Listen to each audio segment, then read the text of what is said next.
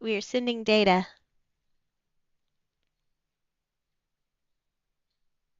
We are live on X.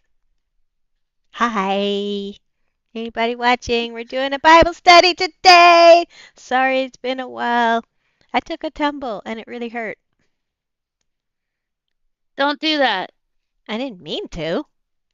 Stop tumbling. Just so you know, rabbits have very, very fragile spines. Apparently. So we're I'm picking up what? I'm excited about today. Yay! Yes, we get to experience an existential crisis.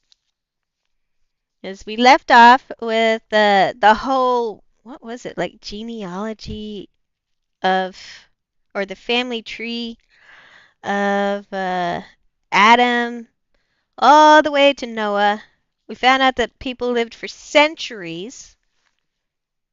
They must have been really like spry for many centuries because holy cow, having kids after they're like 200 years old, that's nuts. So we learned Yeah. that last time, and this time we are going to cover Noah, which seems to go across half of chapter 6, so we'll be starting at verse 9. I got it up on the screen. Goes through chapter 7 and chapter 8. And I think that's, Okay. yeah. And then we got a new subject after that. So, big epic story, I guess, especially compared to the other ones. Yeah. Sounds Exciting. exciting. So I guess I'll do like before I think I'll finish chapter 6. Mhm. Actually, I don't know. Maybe I should I just read the whole thing and then we go back over it or what? Cuz all the notes like going back and forth, I get lost. Not get lost. Right. I would like to not get lost. No, don't lose the bunny. Follow the white rabbit down this rabbit hole of the Bible. You ready to start? Where I start reading? Yes. Okay. Mhm. All right. So, Noah and the Flood is how it's titled. This is the NIV version of the Bible for anyone who is new to this. I got it because it came with the cultural and historical explanations as well. So that was why I chose this particular version. And I shall start reading. Yay! You get to hear me recite? I don't know. Narrate? So, Noah and the flood. Verse 9. This is the account of Noah and his family. Noah was a righteous man, blameless among the people of his time, and he walked faithfully with God. Noah had three sons, Shem, Ham, and Japheth, or Japheth. I guess it's Japheth, because Joseph. Yeah. Now the earth was corrupt in God's sight and was full of violence. God saw how corrupt the earth had become, for all the people on earth had corrupted their ways. So God said to Noah, I am going to put an end to all people, for the earth is filled with violence because of them. I am surely going to destroy both of them and both them and the earth. So make yourself an ark of cypress wood. Make rooms in it and coat it with pitch inside and out. This is how you are to build it. The ark is to be 300 cubits long, 50 cubits wide, and 30 cubits high. Make a roof for it, leaving below the roof an opening 1 cubit high all around. So I guess that's ventilation? I don't know. Put a door in the side of the ark and make lower, middle, and upper decks. I am going to bring floodwaters on the earth to destroy all life under the heavens. Every creature that has the breath of life in it, everything on earth will perish. But I will establish my covenant with you, and you will enter the ark, you and your sons, and your wife and your sons' wives with you. So him, his wife, his kids, and their wives. Well, hopefully his daughters too, but I don't know. You are bringing into the ark two of all living creatures, male and female, to keep them alive with you. Two of every kind of bird, of every kind of animal, and of every kind of creature that moves along the ground will come with you to be kept alive. You are to take every kind of food that is to be eaten and store it away as food for you and them. Noah did everything just as God commanded him. So we're going on to Genesis 7 because this is all continued. So in Genesis 7, the Lord then said to Noah, "Go into the ark, you and your whole family, because I have found you righteous in this generation. Take with you 7 pairs of every kind of clean animal, a male to its mate, and 1 pair of every kind of unclean animal, a male to its mate." That's interesting. So 7 of like maybe livestock Yeah. style. I guess we'll find out about that later. And also seven Yeah. pairs of every kind of bird, male and female, to keep their various kinds alive throughout the earth. Well, everything's inbred. 7 days from now. Oh, I bet 7 is also very symbolic because we keep hearing the sevens.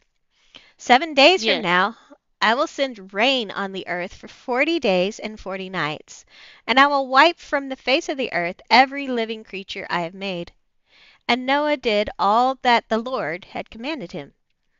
Noah was 600 years old when the flood waters came on earth. And Noah and his sons and his wife and his sons' wives entered the ark to escape the waters of the flood.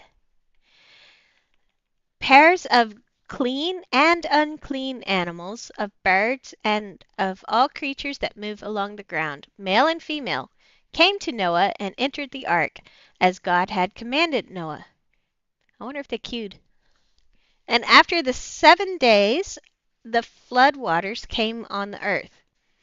In the 600th year of Noah's life, on the 17th day of the second month, so February 17th, on that day all the springs of the great deep burst forth, and the floodgates of the heavens were opened. So it sounds like water surged from below and floodgates of the heavens, like deluge, downpour. And rain fell on the earth 40 days and 40 nights. On the very day Noah and his sons, Shem, Ham, and Japheth, together with his wife and the wives of his 3 sons, entered the ark. They had with them every wild animal according to its kind, all livestock according to their kinds, every creature that moves along the ground according to its kind, and every bird according to its kind, everything with wings. Pairs of all creatures that have the breath of life in them came to Noah and entered the ark. The animals going in there were male and female of every living thing, as God had commanded Noah. Then the Lord shut him in. For 40 days the flood kept coming on the earth, and as the waters increased, they lifted the ark high above the earth. The waters rose and increased greatly on the earth, and the ark floated on the surface of the water. They rose greatly on the earth, and all the high mountains under the entire heavens were covered. The waters rose and covered the mountains to a depth of more than 15 cubits. Every living thing that moved on land perished, birds, livestock, wild animals, all the creatures that swarm over the earth, and all mankind. Everything on dry land that had the breath of life in its nostrils died. Everything on the face of the earth was wiped out, people and animals, and the creatures that move along the ground, and the birds were wiped from the earth. Only Noah was left, and those with him in the ark. The waters flooded the earth for 150 days. That's a long time. So now we're moving to the last chapter of this story, Yeah, just Genesis in 8. case. Just in I don't case know what? if people know, but cubits are 1.5 feet. Just thought I'd add that. uh, I don't remember how many cubits I said there were. Do you? You said lots of cubits. Lots. Lots. Okay, that's good to know. Yeah. I said there were lots of cubits. Yes, lots of qubits, but just wanted to throw that in there. So, a lot. That's like half a Hmm. yard. All right. Ready for chapter 8? Yes. All right. Chapter 8 is the final chapter of the flooding from what I saw looking ahead. Not that I actually read, but at least this Bible has like little subtitles to let you know what you're reading about. So, final chapter on the flood. Genesis 8. But God remembered Noah and all the wild animals and the livestock that were with him in the ark, and he sent a wind over the earth, and the waters receded. Hopefully, it was a gentle wind. Now the springs of the deep and the floodgates of the heavens had been closed, and the rain had stopped falling from the sky. The water receded steadily from the earth at the end of the 150 days. The water had gone down, and on the 17th day of the seventh month the ark came to rest on the mountains of Ararat. Hopefully I said that right. The waters continued to recede until the 10th month, and on the first day of the 10th month the tops of the mountains became visible. So only then, like little bitty islands. After 40 days, Noah opened a window he had made in the ark and sent out a raven, and it kept flying back and forth until the water had dried up from the earth. Then he sent out a dove to see if the water had receded from the surface of the ground. But the dove could find nowhere to perch because there was water over all the surface of the earth. So it returned to Noah in the ark. He reached out his hand and took the dove and brought it back to himself in the ark. He waited 7 more days and again sent out the dove from the ark. When the dove returned to him in the evening, there in its beak was a freshly plucked olive leaf. Then Noah knew that the water had receded from the earth. He waited 7 more days and sent the dove out again, but this time it did not return to him. Oh. By the first day of the first month of Noah's 601st year. Okay, so What? he's six. By the first day of the first month of, so January 1st? Or is this like his birthday? First Uh, day of the first month of Noah's 601st year. So he's 601. The yeah. water had dried up from the earth. Noah then removed the covering from the ark and saw that the surface of the ground was dry. By the 27th day of the second month, the earth was completely dry. Then God said to Noah, "Come out of the ark, you and your wife and your sons and their wives. Bring out every kind of living creature that is with you, the birds, the animals, and all the creatures that move along the ground, so they can multiply on the earth and be fruitful and increase in number on it." So Noah came out together with his sons and his wife and his sons' wives. All the animals Hmm. and all the creatures that move along the ground and all the birds, everything that moves on the land, came out of the ark, one kind after another. Then Noah built an altar to the Lord, and taking some of all the clean animals and clean birds, he sacrificed burnt offerings on it. The Lord smelled the pleasing aroma and said in his heart, "Never again will I curse the ground because of humans, even though every inclination of the human heart is evil from childhood. And never again will I destroy all living creatures as I have done. As long as the earth endures, seed time and harvest, cold and heat, summer and winter, day and night will never cease." And that is the end of chapter 8. Interesting. Yes. So let's go back to By the 6. way, Yes. did in case you didn't know about the clean and unclean animals, the clean animals were the animals meant for eating, I think. Oh, They were yeah. the animals. used for food and sacrifice, and the unclean were animals that you don't eat. Criteria So, for clean animals were like land animals, they must chew cud, they must have a divided or split hoof, like cattle, sheep, and goats. yeah. Aquatic animals, they must have both fins and scales, so Oh, so you fish like can't eat salmon. whales.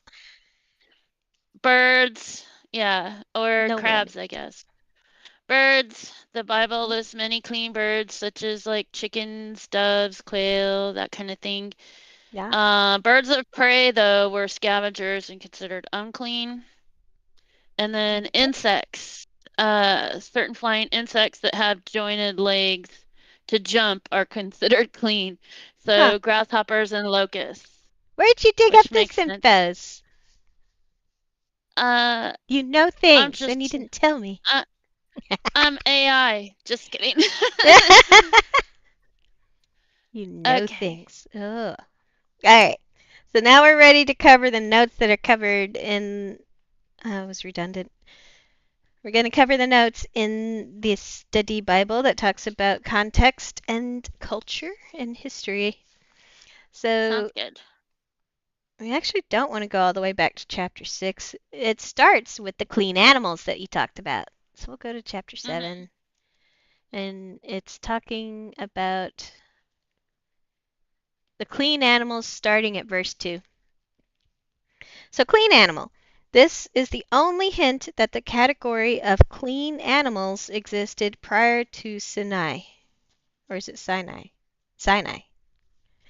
Here it is not a designation pertaining to diet, since the eating of meat was ostensibly not permitted until after the flood. Oh, they were all vegan? You make me I'm sad. sorry. Yeah! I like meat, I'm sorry. Good steak.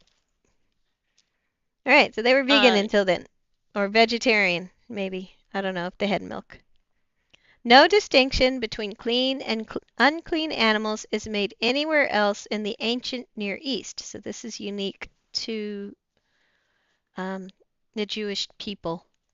Nevertheless, the designation clean could refer to the acceptability of the animal for sacrifice. One can infer that this is how Noah used them. On this count, every temple and culture had its regulations about which animals could be offered and which could not. When we remember that sacrifices in the rest of the ancient Near East were considered meals for the nourishment of the gods, the decision about acceptable and unacceptable animals would have been based on what was considered edible or delectable. In Egypt, wild animals such as wild cattle, antelope, gazelle, and appropriate in the broader ancient Near Eastern world. That is interesting. Interesting. Ibex are cool, yeah. by the way. All right, and then Are you what? supposed to be scrolling down on the screen? Ran out of words to read along. Or is No, this I'm different?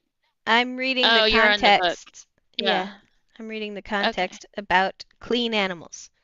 So you explained like what's clean to eat, but apparently this was prior to that, so that's interesting. Yeah. And Also, I then didn't know they did sacrifices. you didn't? Yeah, they did sacrifices No, in the Old Testament all the I'm a time. noob. All I've never right, read the Bible noob. before. We are noobs. I read the Bible Yes. as a kid. And this is like definitely a deep dive beyond my Yeah. little kitty brain. The Right. next note that the context and cultural side wants to cover is the term springs and floodgates from chapter 7, verse 11. These terms are from the contemporary understanding of cosmic geography.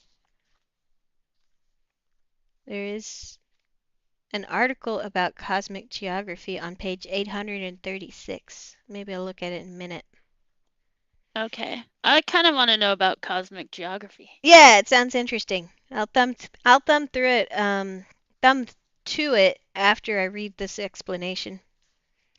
So, springs and floodgates are terms from the contemporary understanding of cosmic geography. The Hebrew word translated deep or tehom in this verse is the same Hebrew word used in chapter 1, verse 2. It refers to the great cosmic ocean that not only surrounds the land, but is that on which the land floats. This is what chapter 1, verse 7 calls the water under the vault. The springs were considered the entry points of these waters to the earth. The floodgates, or the windows of heaven, were comparable entry points for the waters above the earth that are held back by the sky. These allowed the rain to fall. In chapter 1, separating these waters and then inserting the dry land between them remedied the initial watery condition. In the flood, the restraints on these cosmic waters were lifted, and the cosmos was returned to its non-functional watery state. It is interesting. Let's find that cosmic geography. Page 836. How far away is that? By the way, the pages in this thing are so thin. It's nothing like a normal novel. It's like, I don't know, almost half the thickness of normal paper. 836. I can do this. I can find it. Which I guess we'll touch on it again since they decided to put it way in another Bible book. All right, cosmic geography. The ancient Israelites shared many common cosmological, as in dealing with the same structure of the cosmos, and cosmogonic, dealing with the origin of the cosmos. That is some crazy wording. I hope I remember that.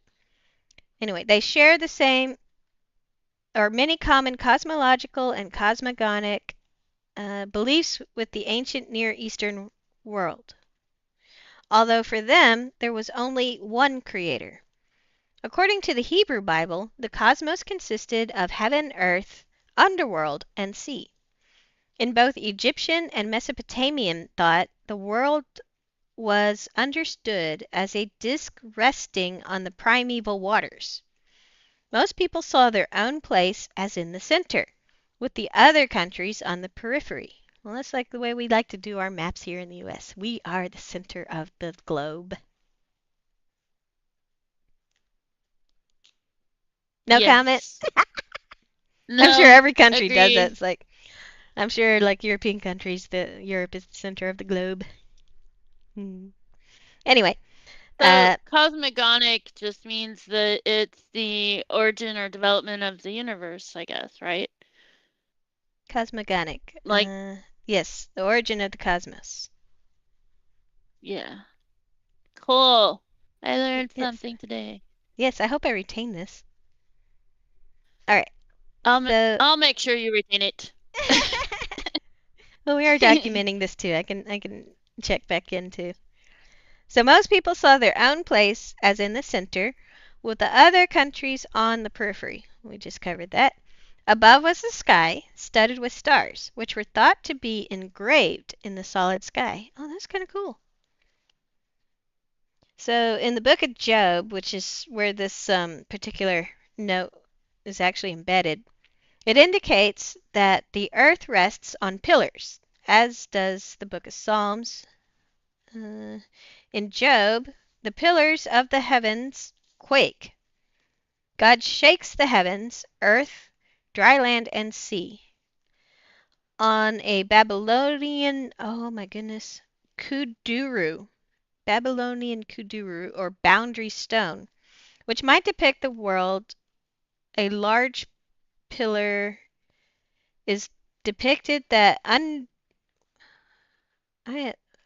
all right, my comprehension's not working.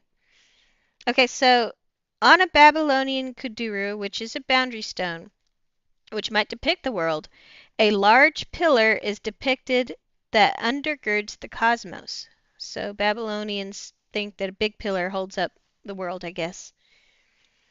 Throughout the Bible and the ancient Near East, what is most important is the role of the gods in the operation of the cosmos.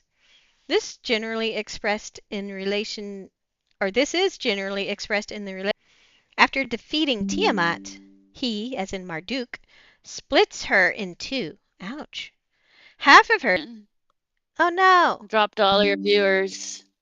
No. Yeah, I'm seeing Yeah. Which pop-ups. I don't. Yeah. Poop. Something going on with your modem every time you do this. I think you guys need to I um don't know. switch it out. Probably, but I don't know what to change. And You it call works the for. company and tell them our modem's 10 years old. We need a new one. My, I will have to talk about that. So we did have viewers and now they're gone? That's sad. Yes, there were 14 people watching. Really? Sorry, Oh, 14 people. sorry, 14 people. Alright. So I guess we'll just get back into this. I'm sorry. Okay. Um, Are we still live? I don't even know if we're live. it Sorry if says I'm I brought that streaming. up during. Oh, Yes. I thought we stopped streaming. I didn't realize I was talking about your Yes, you're talking stream. about my modem to the world. Thank you. Now we all know that it's my Sorry. fault. It's fine. No, it's my fault. It's freaking Amazon's fault. But Dang. yeah, it auto reconnected, so it might have started a totally new video on X. On Oh, YouTube, okay. it's just Yeah. a glitch in the video, like it allows for Oh. intermittent connection. Oh, I see. X it All screws right. up. Yeah. But anyway, we were covering about how Marduk cut Tiamat in half and used half of her to set up the sky, which is disgusting. It is really gross. And then in Job, the book of Job, treads, the word treads means to defeat or subjugate. So the image of the ocean as chaos was already seen in Job. And let's see. Wow, it keeps referring to Job over and over. While it is shut up behind doors. Its limits are set with doors and bars and halted from going any further. This is talking about the ocean. In Ugaritic myths, the god Baal defeats Yam, the sea. So Yam is the sea. On a stele, Stele. I don't know that word. From Baal's temple at the Ugarit, or at Ugarit, the wavy lines on which the god Baal is standing has been interpreted as the waves of the sea and as the mountains. So it's talking about a relief carving that they found. All of this demonstrates that the Israelites' thoughts about the world around them were quite similar to those of all their neighbors, though they differed concerning which divine entity or entities were in control. So, cosmic geography is, I guess, about the great ocean and who, and the skies and who controls it. At least that's what I got about that segment. What about you? Yeah, same. Okay. So now we know about cosmic geography. It sounds fancy. Yes. Um, The next point that it wants to cover is from chapter 8 about the olive leaf. So let's look at that. Okay. Chapter 8, verse 11. Oh, pop up. Thanks. Yeah. I think you keep dropping. I know I was making a joke about your modem, but I'm not really sure why it keeps dropping. Had I this don't know. happen before too. Yes. It goes so well and then it doesn't. I don't know what the deal is. But anyway, chapter 8, verse 11, the term olive leaf. Olive trees are difficult to kill. Oh, that's good to know. Maybe I should try those. And they resprout easily. They do not mind rocky soil, and grow best on hillsides but not in high elevations. The olive leaf brought by the dove gives Noah an indication that the lower elevations have drained and that vegetation is once again sprouting. Well, that's interesting. I didn't know that there was any significance to the olive thing before. Like we talk about olive branch being a symbol of peace, but it's actually like got a physical purpose. So discovering the olive leaf meant that the valleys and normal land levels were dry. That's cool. The next note that it wants to talk about is the pleasing aroma in verse 21. So, in contrast between the biblical and ancient Near Eastern accounts is more distinct on this point than on any other. In the Gilgamesh epic, the gods have apparently neglected, neglected to realize that with all humans destroyed, no one will be left to give them sacrifices. Oh. Without sacrifices, they are deprived of their sustenance. Consequently, when the sacrifice is offered after the survivors disembark from the boat, the gods smelled the sweet savor. The gods gathered like flies around the sacrificer. This is from the Gilgamesh epic. Both the Gilgamesh epic and Genesis refer to the aroma or savor of the sacrifice, but the portrayal offered of deity is far different. In the Gilgamesh epic, this represents the gods' needs and exposes their short-sightedness. It functions to appease their anger. In Genesis, it represents God's pleasure in the creatures he has made and the resulting commitment to not destroy them. Thanks. And then there's one last but huge section about explaining the flood further. And it's like a whole segment, kind of like the what did we call it? The cosmic geography. So this one is actually just on the flood. So regarding the flood, beginning centuries before the book of Genesis took shape, the story of a massive destructive flood was circulating in written form in Mesopotamia. As the tale was read, or more often recounted through long centuries of family and community gatherings, transformations occurred that shaped the details of its telling to the culture of the audience. Like Nathaniel Hawthorne adapting the myths of classical Greece to his 19th century audience in The Wonder Book, or Walt Disney reshaping the Arabian Nights in Aladdin, ancient audiences interpreted the epic event to reflect their own particular worldview. Comparing the versions is more important for telling us about the cultures in which they were preserved than for helping us reconstruct a trail of literary evolution. I swear I'm tripping over all these R's. Yes. Whether the Bible is related to the ancient Near Eastern material through exchange of literary or oral traditions, the similarities make it difficult to dissociate them. Most telling is the fact that both include the episode of sending out the birds to determine when it was safe to leave the ark. The earliest flood account is in Sumerian and recounts the story of Ziusudra.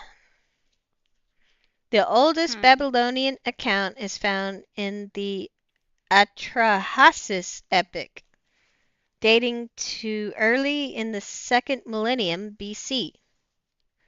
That's a long time ago. Yeah. The most well-known version from Mesopotamia is embedded in the famous Gilgamesh epic. There it is presented as the explanation for how, oh my goodness, Utnapishtim. I'm not cursing. That's just a weird name. Yeah. Utnapishtim, who is the flood hero, gained eternal life, which Gilgamesh was seeking. These three flood accounts are stages in a single tradition as the similarities clearly indicate. In the Bible flood story, God is distressed with the behavior of the people whom he had created. In the monotheistic setting of Genesis, it is his decision alone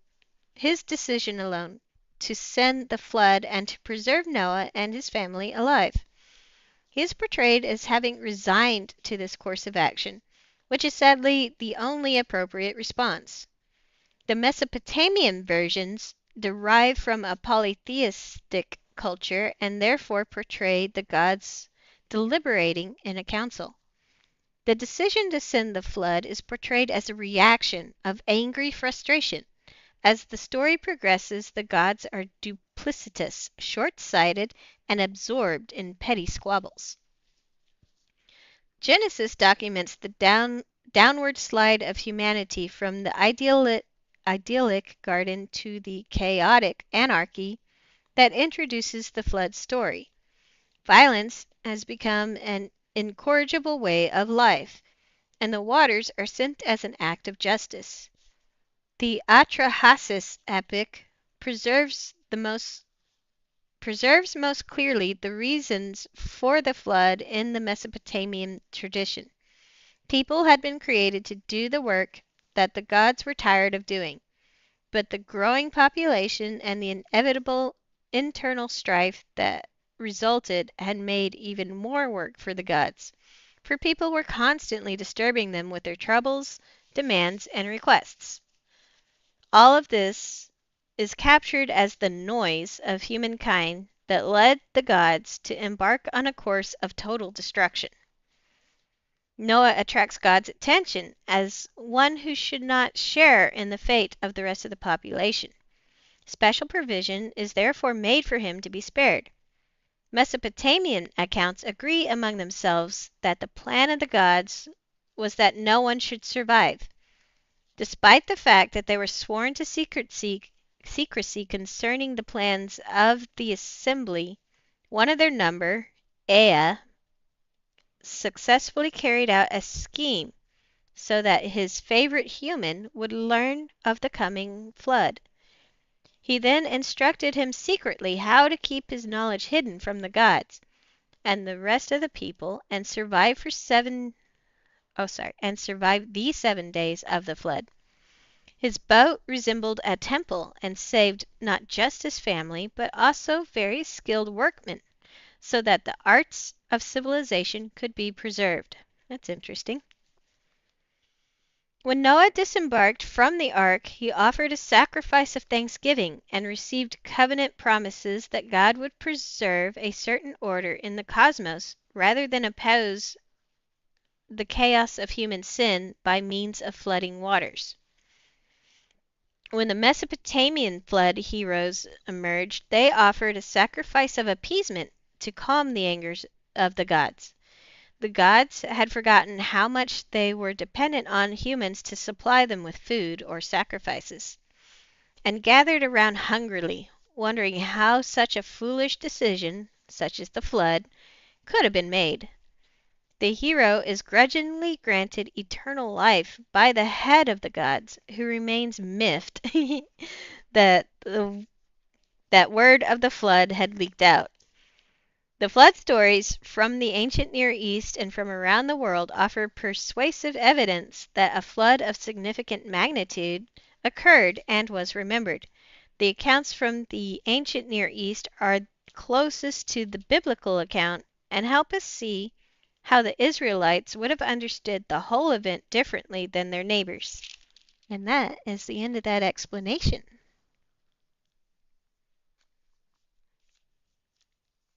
So, do you have any questions about what we covered so far? No, so far so No? good. All right. Um, well, there's Why? this. Do you have a question? No, I I can just help noticed. maybe? I just noticed that you're not actually there. I am here. I'm You definitely totes. here. You are? Yeah. Your Oh, am I character's not not sitting up moving. far enough? I guess. I don't know. Why? I don't It looks like it's moving here. know. Oh, there it goes. Um, okay. I'm like, I what's happening? don't know. Technical errors on your side, not mine this time. And then watch me drop I offline think again. so. No, don't drop again. I'll try not to. I'm holding on. I wonder why it only does it on X. Well, it did Not show sure. like that I was reconnecting on both, but like Oh, okay. X doesn't handle connection hiccups very well. Like it's more sensitive to it than YouTube. But Okay, anyway, gotcha. I think I was oh, sitting too far trying to help Jack, so my oh, dog, okay, my elderly gotcha. dog. What we can do too is, well, I don't know if X will let me upload a video, but I am recording as well, so we'll see. Yeah, we'll definitely put the recordings up. Yeah, so that'll at least be uninterrupted, and people can hear me go in half, because that's when I dropped off. I know, I guess that would be a question. I don't understand it. It is a weird concept. It has to have a deeper meaning. Yeah, I mean, I can try looking it up if you want.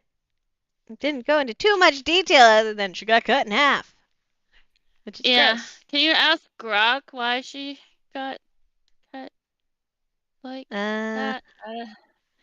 yeah, Grok, I can tell try. us why. I can try. Let me just open a new tab, I guess. I don't know how this will show. So I would ask, but I can't see your page to know what to type. Like I don't know the name.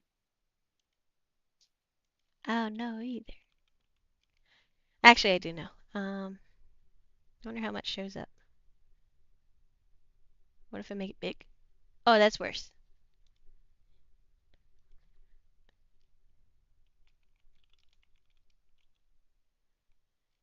Oh, Grok? So what do we? What? Let's see. Why did Marduk cut Tiamat in half in the Babylonian myths? Is that what we want to know? Yeah. Okay.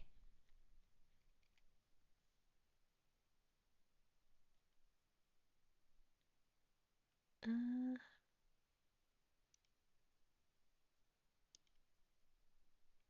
Hmm. if I make this bigger, Yeah, it I cuts need off to. what you're sharing. Yeah, no, I'm gonna add my desktop as soon as I remember how.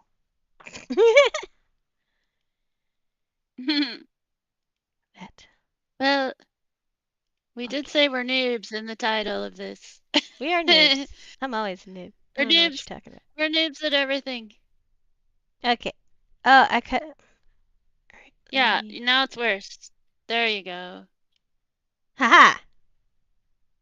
But now it's tiny. We can't read it unless you're. If I Oh, zoom yeah. in, what if I do that? Yeah, can see it now. Yay! You and your little tiny eyes can see things now. Yay. Okay, so why didn't Marduk cut Tiamat in half in the Babylonian myth? In the Babylonian myth, Enuma Elish, Marduk, the storm god, battles and defeats Tiamat, the primordial goddess of chaos and the sea, to establish order and assert his supremacy. Tiamat, enraged by the younger gods, um, I lost my, I went cross-eyed. Tiamat. Enraged by the younger gods and spurred by her consort Kingu, what a name, Kingu, threatens to destroy them, representing the chaotic forces opposing divine order. Marduk, chosen as the champion of the gods, confronts her in a cosmic battle. Marduk defeats Tiamat by ensnaring her with his net. Oh, he's a fisherman. Blasting her with winds and piercing her with an arrow. He then splits her body in half to create the cosmos. One half forms the sky, holding back the celestial waters. Oh, this is like the vault in the Bible. And the other half becomes the earth, shaping the world's foundation. This act symbolizes the triumph of order over chaos, with Marduk's victory establishing him as the supreme deity and creator of the structured universe in the Babylonian cosmology. Hey, he said cosmology too. The cutting in half reflects a mythological motif of dividing primordial chaos to create an ordered world, a common theme in ancient Near Eastern creation stories. Still, that's gross. Awesome. Yeah. Thanks, Grok. That that helped a lot. Yeah, that's good. Yeah. Yes. Anything else? No. No, not really. Nah. No more questions. I mean, this is under an hour. Oh, I know. We could cover the next segment, which is chapter 9, about God's covenant with Noah. You want to do that? Sure. And then after that, we can enjoy whatever the sons of Noah is about. I wonder if that's going to be another genealogy thing or what. All right, let's move on to chapter 9. We're making good progress. Yeah, I'm excited. How excited! I want to learn more, so very excited. Yay! We're learning or trying to. All right, so um, let's see how far we get with the God's covenant with Noah. Maybe it's fast. So, God's covenant with Noah, verse 1, chapter 9, or chapter 9, verse 1 if you're normal. Then God blessed Noah and his sons, saying to them, Be fruitful and increase in number and fill the earth. The fear and dread of you will fall on all the beasts of the earth. So all the critters will be scared of you. On all the birds in the sky, and on every creature that moves along the ground, and on all the fish in the sea. They are given into your hands. Everything that lives and moves about will be food for you. Just as I gave you the green plants, I now give you everything. So it explicitly said, So now they can eat they're meat. now, yeah, I was just gonna say they're allowed to move on from being a vegan. Yay! Yay! But you must not eat meat that has its lifeblood still in it. Oh, that is gross. Oh, Ugh. Yeah. and for your lifeblood, I will surely demand an accounting. I will demand an accounting from every animal, and from each human being, too. I will demand an accounting for the life of another human being. Whoever sheds human blood, by humans shall their blood be shed. For in the image of God has God made mankind. As for you, be fruitful and increase in number, multiply on the earth and increase upon it. This is a Wait, very wait. what? Hold up. What? So it says, whoever sheds human blood, by humans shall their blood be shed. So, uh, he's basically giving permission for like the death penalty or something. No consequences Uh, from other human uh, beings. Yeah. right.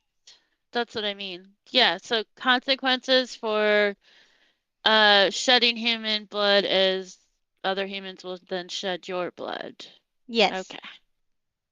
Yeah. Like Just the wanted to Ten point that out. I Commandments. never knew that was in the Yeah. Bible. Okay. That's the thing. Like the Ten Commandments, I know it's been interpreted in multiple ways, but I believe the most correct interpret interpretation is you shouldn't murder as opposed to you shouldn't kill. Right. Because, like, here it talks about that specifically. Yeah. Mhm. So, If you like, murder, you'll get killed. yes, pretty much. Which makes more sense because, like, if you don't defend yourself or you let a murderer get away with murdering, I mean, eventually you run out of people to murder. Makes sense, right? Right. Anyway, as for you, be fruitful and increase in number, multiply on the earth and increase upon it. Then God said to Noah and his sons with him, I now establish my covenant with you and with your descendants after you, and with every living creature that was with you, the birds, the livestock, and all the wild animals, all those that came out of the ark with you, every living creature on earth. Nice. I establish my covenant with you. Have you noticed the repetition? I wonder if it was more poetic, like lyrical in the original languages. I'm sure. Never again will all life be destroyed by the waters of a flood. Never again will there be a flood to destroy the earth. See? Repetition. As God said, this is the sign of the covenant I am making between me and you and every living creature with you, a covenant for all generations to come. I have set my rainbow in the clouds, and it will be the sign of the covenant between me and the earth. Which is kind of interesting because rainbows only show when it's raining or, when the clouds are dense and ready to rain. Like, yeah, this is just normal rain. I'm not actually going to kill you with it. Right. Whenever I bring clouds over the earth and the rainbow appears in the clouds, I will remember my covenant between me and you and all living creatures of every kind. Never again will the waters become a flood to destroy all life. Whenever the rainbow So appears, basically, yes? I was just gonna say, so basically, when you see a rainbow, that's a reminder of the covenant between God and earth. Like, that's to remind you. Yes. I'm just saying, like, that's pretty amazing. Yeah. Make the rainbow cool again. Let's go. Rainbow is a sign that you are not going to just suddenly be drowned. Like, what was that movie, Waterworld? Yes. I did like that Oh, movie, by yeah. the way. Highly underrated. It Yes. was a good movie. So, At the time, they poo-pooed it. really? I thought it was good. Yeah, from what I read, it was not received well. Huh. Well, maybe they didn't like the thought of a flood killing off all humankind. Yeah. But anyway, the water shall not be swallowing the entire earth whole. That's what the rainbow says. Where did I leave off? I will remember my covenant between me and you and all living creatures of every kind. I think I already read that, right? So whenever the Yes. rainbow appears in the clouds, I will see it and remember the everlasting covenant between God and all living creatures of every kind on the earth. So God said to Noah, this is the sign of the covenant I have established between me and all life on earth. Let's see I if we like got it. some notes. Yeah, and I think this will be a good stopping point because then we go on to his kids. Yes, So, perfect. yeah, notes on. Oh, there's a lot of notes. Okay. So, the first note is on verse 3 about the Okay. food. Food for you! In Mesopotamia, the motif of the wild man includes that he lives in the wild with the animals and eats grass. Oh, it's like a cow. This is also part of the description of human existence in general before they became civilized. Here in Genesis, the provision for eating meat is not connected with the development of civilization, but with the restatement of the blessing. In general, in the ancient world, meat was a delicacy, eaten only on special occasions in connection with cultic activities. Ooh. Meat was more regularly part of the palace fare, and Egyptian reliefs and paintings portrayed the butchering process. So, this is going to sound horrible, but that just reminded me of North Korea, where only, like, is he a dictator? I don't know what his title is, but Kim Jong Un and his, I guess, high ranking guys get to eat meat, but everybody else does not get to eat meat. What? I didn't know that. That's Yeah. crazy. And if I remember right, they get like a holiday one day a year where they're allowed to have meat. Like it's a national holiday. Uh, Otherwise, they have no access and they have to basically scrounge for food. Like, what was her name? Miss Park. I forget her first name. The lady that escaped North Korea. When she talked about her childhood, she talked about like scavenging for grasshoppers oh and my. like they didn't have much money, so most of their Yeah. diet was like basically like in the US, you could eat dandelions, have dandelion salad, like it was the equivalent of that because the access to food was just so limited. So, That's horrible. yeah. So, like this description of meat being mostly a palace fare and royalty just kind of reminded me of that. Yeah. So, apparently, if you get to eat meat, then you're kind of high up in the society. And you think about that, that's actually really cool because if God said, yeah, you all can eat meat too, that's basically elevating man to not necessarily an equivalent to God, but definitely reestablishes and reinforces like they're not just animals or lower class citizenry. Like there's a special connection.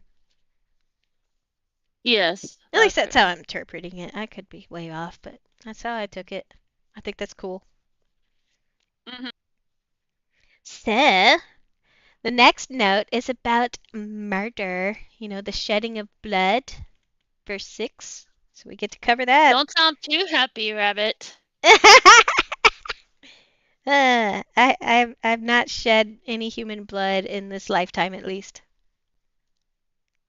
That's good to know. Yes, in this I'm not incarnation, too I am worried. I'm innocent. invincible.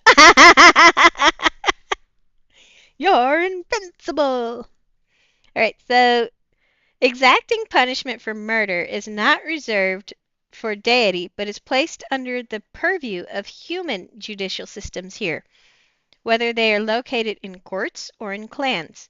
This verse may well mark the beginning of judicial responsibility that is eventually evidenced in the compilations of sample verdicts, such as those found on the Hammurabi Stela. I'm sorry if I'm butchering that. Throughout the ancient Near East. Could be steel too. Stele. I'm sure somebody, if anybody listens, is like screaming the right pronunciation for me. I'm sorry. These compendia demonstrate that the kings and societies of the ancient world took their judicial responsibilities seriously. Many of these indicate that capital punishment was common in cases of homicide, though often lesser penalties were exacted depending on the social status of both the perpetrator and the victim. So, yes, this is when God said, hey, if you got a murderer among you, you can kill him. Yeah. Which, as I said before, makes sense because if you're on a murder spree, you're going to run out of people unless you do something about it. The next one is about verse 8. Actually, it's about verse 9, but I guess because it starts with verse 8. About the covenant. So the Okay. covenant is an agreement between two parties containing stipulations for one or both parties. In this case, God takes the stipulations on himself rather than imposing them on Noah. Unlike the latter or later Abrahamic covenant, this covenant does not entail a new phase of revelation and is made with every living creature, not just people. So that's interesting. Under normal circumstances, it may require stipulations between two parties. Oh, and that's it. So the next section goes into the story of the sons of Noah. Oh, there's also a breakdown of the covenants. Nice. Did you want to cover that real quick or Yeah. Okay, because I don't know if we touch back on the covenant thing until the next major one, which is Yeah. okay. So there is the Noahic. I don't know how you say that. It's Noah's name and Ik, which sounds terrible when I break it apart. Sorry. So Noahic covenant. Its type is considered a royal grant. Interesting. Participants are participant made righteous. Noah and his descendants and every living thing on earth, all that life is subject to human jurisdiction. So yeah, it's like between the eating of meat and then this covenant thing, like man being the one who has jurisdiction over all other life. Like that seems to reinforce the whole lifting of man above the animal state, Right. I guess. Mhm. At least as far as class value. Description: an unconditional divine promise never to destroy all earthly life with some natural catastrophe, the covenant sign being the rainbow in the storm cloud. So later it will be the Abrahamic A. Oh, there's A and B, which is also a royal but land grant. And with the Ooh. participant, it's he's made righteous. His faith was credited to him as righteousness, and this is Abram and his descendants. So the description is an unconditional divine promise to fulfill the grant of the land, a self-maledictory oath, symbolically enacted it. And then Abrahamic B covenant type is, I can't say this, but I'll try. Suzerain vassal. Suzerain vassal. And this is made with Abraham as patriarchal head of his household. So in the previous one, his name is Abram, and I think he gets a name change or partial name change to Abraham. So between A and B, his name changed. And this is a conditional defined pledge to be Abraham's God and the God of his descendants. The condition is total consecration to the Lord as symbolized by circumcision. Huh, Hmm. that'll be interesting to cover later. Yeah. Then there's the Sinaitic covenant, which is also a suzerain vassal. This is made with Israel as the descendants of Abraham, Isaac, and Jacob, and as the people the Lord had redeemed from bondage to an earthly power. And this is a conditional divine pledge to be Israel's God as the protector and guarantor of Israel's blessed destiny. The condition is Israel's total consecration to the Lord as his people and his kingdom, who live by his rule and serve his purposes in history. Then there's the Phinehas, Phinehas covenant. It is a royal grant, and it's made with the zealous priest Phinehas. I'm probably butchering his name. This is an unconditional divine promise to maintain the family of Phinehas in a lasting priesthood. A pledge. I wonder if that's where Philistines come from. I don't know. Im- Implicitly a pledge to Israel to provide it forever with a faithful priesthood. Then there is the Davidic covenant, which is a royal grant made with the faithful King David after his devotion to God as Israel's king and the Lord's anointed vassal had come to special expression. This was an unconditional divine promise to establish and maintain the Davidic dynasty on the throne of Israel, to provide the nation forever with a godly king like David, and through that dynasty to do what he had done through David, which is bring Israel into rest in the promised land. The wording confuses me sometimes. And then finally is the New Covenant, which I'm guessing is the New Testament. I don't know. No. This is from Jeremiah. So, New Covenant, still in the Old Testament. It is a royal grant promised to rebellion and establish. I'm not surprised. I go so well and then I don't. What the heck? Anyway, we have made it to the end of the Noah story arc, and then I guess we'll pick up with his sons, because the next section will be about the sons of Noah. And I think that's a good breaking point. What do you I do think? too. Cool. I think it's an excellent breaking point, and we are going to figure out a day to do this regularly at noon. So, Yeah, I think we said either Monday or Wednesday. We're still trying to work it out. But yeah, we will be doing the Bible study. We're just trying to lock down a day during the week, yeah, and we'll let you guys know if anyone's interested. yeah. Let us know. And yeah, I'm excited for that too. Yes, hopefully it was as fun for anybody watching as it was for us, because learning stuff is interesting. We've definitely learned some things that, a lot of these little details get glossed over, I think, because they focus more on, like, oh, big flood, let's think about all the animals. But, like, seven Yeah, pairs, I didn't know that there were seven pairs of specific animal types. Like, I was taught in Bible class for kids, like, it was two of everything. yeah.